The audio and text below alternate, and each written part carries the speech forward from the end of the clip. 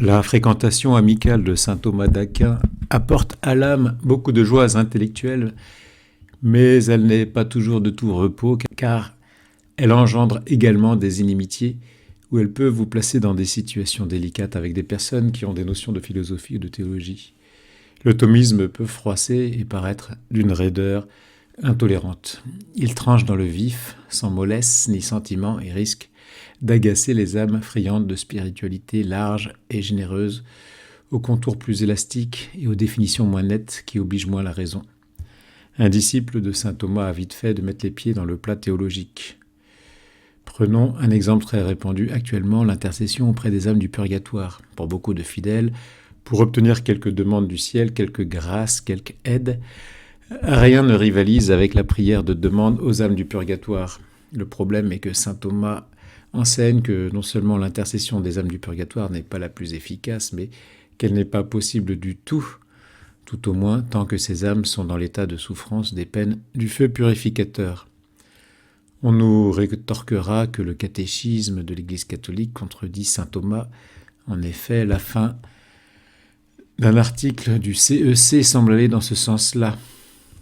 Au numéro 958, nous pouvons lire « Notre prière pour eux peut non seulement les aider, mais aussi rendre efficace leur intercession en notre faveur. » En revanche, tous les autres articles consacrés aux défunts dans ce même catéchisme affirment une intercession en sens inverse, celle des vivants pour les défunts. C'est ce que dit le début de l'article ci-dessus, qui cite en fait un passage de Lumen Gentium du Concile de Vatican II, reconnaissant dès l'abord cette communion qui existe à l'intérieur de tout le corps mystique de Jésus-Christ.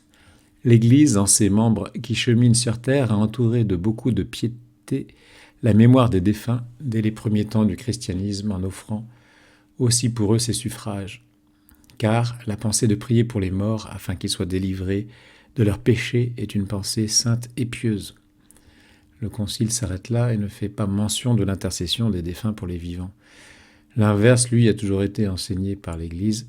Dès les premiers temps, l'Église a honoré la mémoire des défunts et offert des suffrages en leur faveur, en particulier le sacrifice eucharistique, afin que, purifiés, ils puissent parvenir à la vision béatifique de Dieu. L'Église recommande aussi les aumônes, les indulgences et les œuvres de pénitence en faveur des défunts. Les numéros 1055, 13071, 14014 et 14079 font tous référence à l'aide que les vivants apportent aux âmes du purgatoire par leurs prières et leurs sacrifices, par les indulgences, par l'offrande eucharistique, afin qu'ils soient acquittés des peines temporelles dues pour leurs péchés. Cette peine soufferte au purgatoire est la première raison que donne saint Thomas pour prouver que les âmes défuntes privées de la béatitude ne sont pas en état de prier pour nous. À cause justement de cette souffrance du feu purificateur, elles sont dans un état d'infériorité par rapport à nous, bien qu'elles soient supérieures par leur impeccabilité, parce qu'ils ne peuvent plus pécher.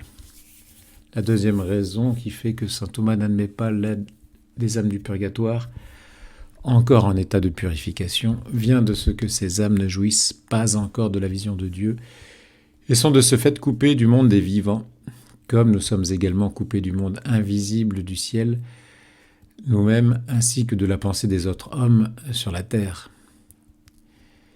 Ceux qui sont en ce monde ou dans le purgatoire ne jouissent pas encore de la vision du Verbe. Ils ne peuvent donc pas connaître ce que nous pensons ou disons. C'est pourquoi nous n'implorons pas leur suffrage par la prière, sinon en ce qui concerne les vivants par nos demandes. On peut demander de l'aide à un homme vivant en lui adressant directement notre demande, mais cela n'est pas possible de le faire avec quelqu'un qui est au purgatoire, car il n'y a pas moyen de s'adresser à lui. Les morts ne savent pas ce qui se passe en ce monde, surtout dans l'intime des cœurs, nous dit notre docteur. Si l'on peut prier les saints pour qu'ils intercèdent pour nous, c'est parce qu'ils découvrent dans le Verbe ce qu'ils doivent connaître de ce qui nous arrive, même quant au mouvement intérieur du cœur. Ils savent nos demandes parce que Dieu les leur découvre. La vision béatifique est donc nécessaire pour que ceux à qui nous adressons nos prières puissent les connaître. Les âmes du purgatoire, ne jouissant pas de la vision, ne peuvent pas de ce fait connaître nos prières de demande.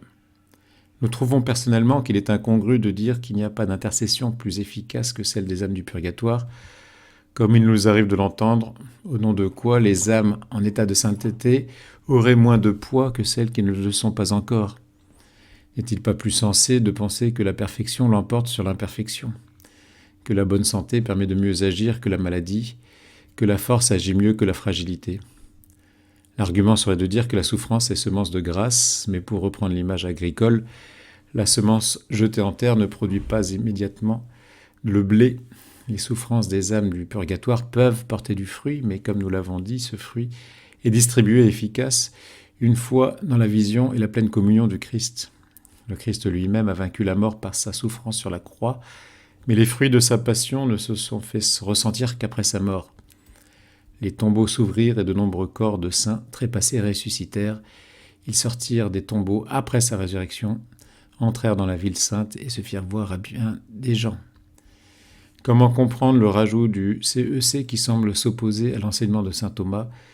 Il ne peut y avoir que 3 explications, soit saint Thomas se trompe, soit le CEC s'est permis un ajout qui passe la mesure de la doctrine du concile, soit la fin de la phrase est à comprendre dans un certain sens restreint.